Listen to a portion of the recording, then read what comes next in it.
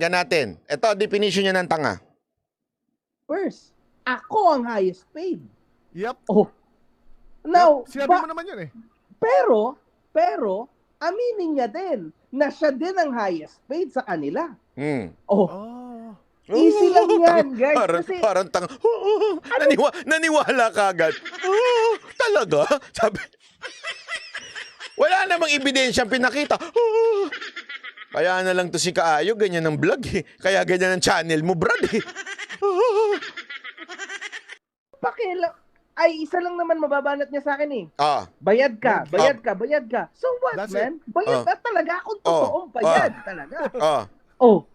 Kasi matakot ka kung gumagawa ka ng mga ganyan, tas wala ka man lang konsolasyon. Tanga ka nun. Matakot ka kung gumagawa ka ng ganito, yung vlog, nang wala man lang konsolasyon. Ibig sabihin, hindi ka nagpapabayad sa politiko.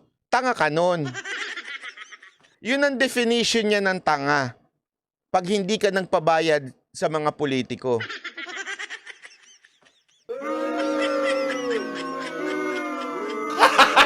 Gago! Ganito ka-distorted ang thinking nito ni Makabobo.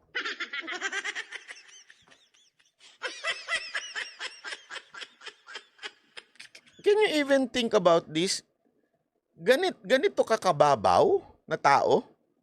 BAG Skincare Essential, salamat po. Watching from Atlanta. I support you in the book kasi Banbite. Salamat po BEJD.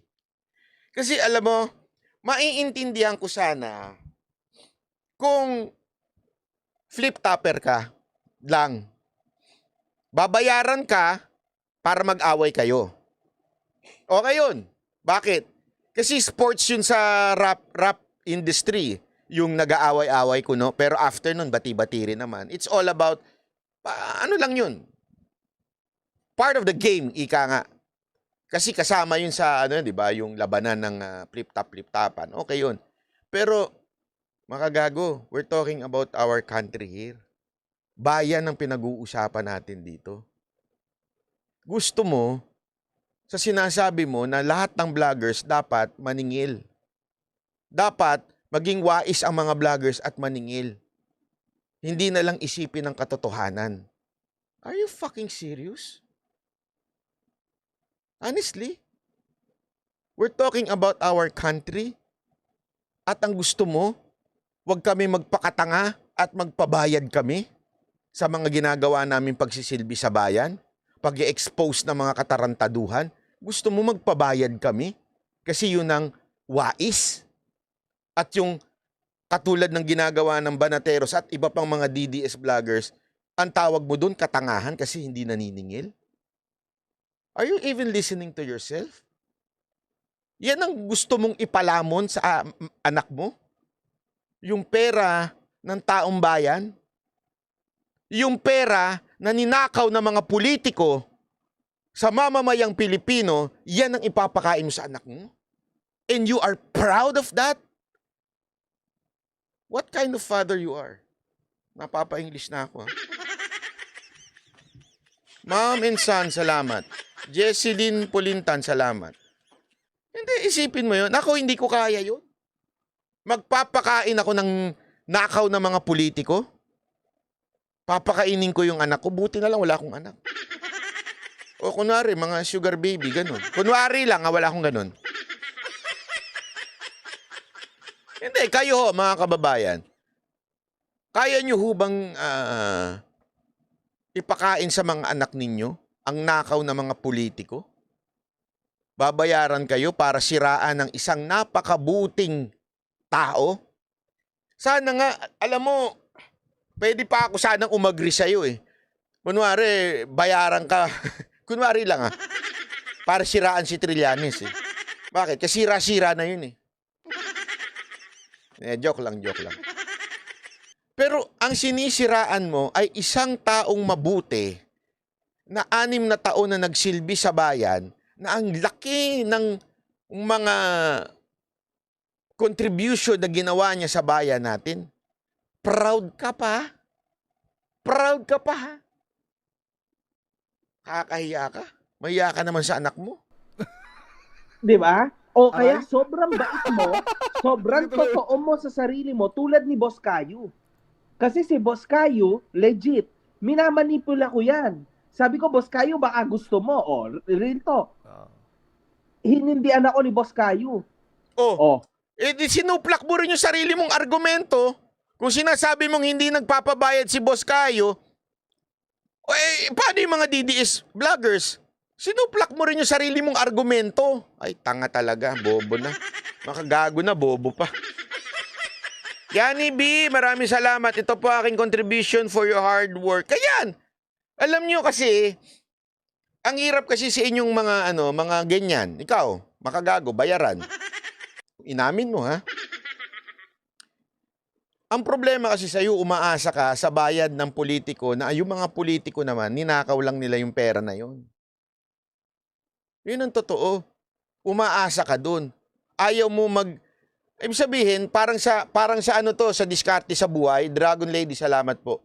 Marami kasing mga tao, ang focus nasa pera eh. Ang focus yung love of money. Kaya sila pumapasok sa mga scam-scam. Di ba? Bakit to? Wala silang pakialam kahit namang scam sila ng kapwa nila, kahit yung pinagpagura ng kapwa nila ay scamin nila. Ang tingin nila sa sarili nila nun, wais. Anong pinagkaiba mo sa scammer? Na ganun ang pananaw sa buhay. Wala akong pakialam. Basta importante sa akin, makamkam ko ang pera nila. Parang ganun din na sinasabi mo eh. Na sinasabi mo, wala kang pakialam kahit saan pagaling yung pera ng politiko na yan. Basta ako, matalino ako. Hindi ako babanat ng walang bayad. Anong pinagkaiba mo sa scammer? Sabagay, yung kausap mo. Wala ko sinabing scammer yung kausap niya.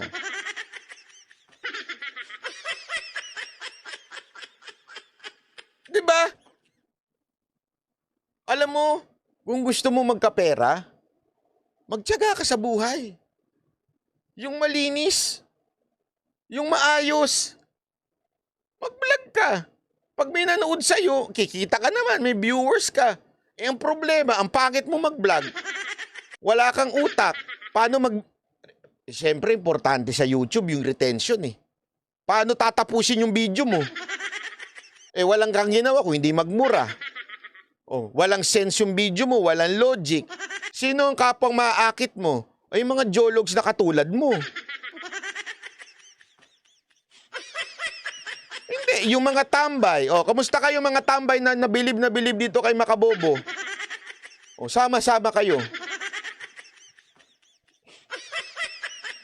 Subukan mo kayang gandaan yung vlog mo. Ang manonood sa'yo, mga taga-ibang bansa. Pag taga-ibang bansa ang manood sa'yo, kikita ka. Balita ko nga si Jay Guevara, mayaman daw na yan eh. Itong darating na... bayaran na pala ng YouTube.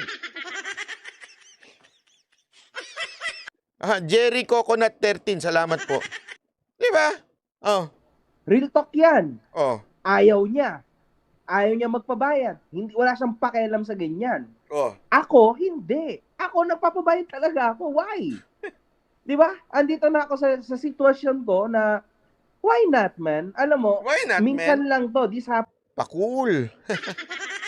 Pakul ka, brad, no?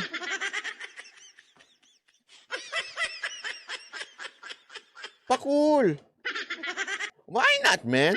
Ang hilig pa nito yung naglalabas ng pera, di ba? Boss Randel, sina-challenge ata tayo ni Makagago. Ano, Boss Randel? Once in a lifetime. It's not gonna happen anymore. Ito na yon. Sabi niya, humingi daw ako ng let's say Ano? ano yung sinabi niya regarding dun sa boss ko, nagpaano daw ako, nagpaisang tabi, di ba? Humingi daw ako ng Sino ng ba yung something. boss na yun? Totoo yun! Siyempre, tanga ba siya? Siyempre, yung boss ko, hindi ko na lang itutuloy. But, clear. Hindi naman ako nagbibiro, hindi. Alangan. So, mga kababayan? Bingo na naman tayo. Bingo na naman tayo. Inamin niya na bayaran siya. Inamin din niya na nagpasintabi siya dun sa isang boss niya na against kay Marcos. Di ba sinabi ko yan? Na nagpaalam siya dun sa boss niyang anti-Marcos kasi pro Duterte na anti-Marcos kasi babanatan niya si Duterte. Di ba sinabi ko yan? Ano sabi niya? Oo, totoo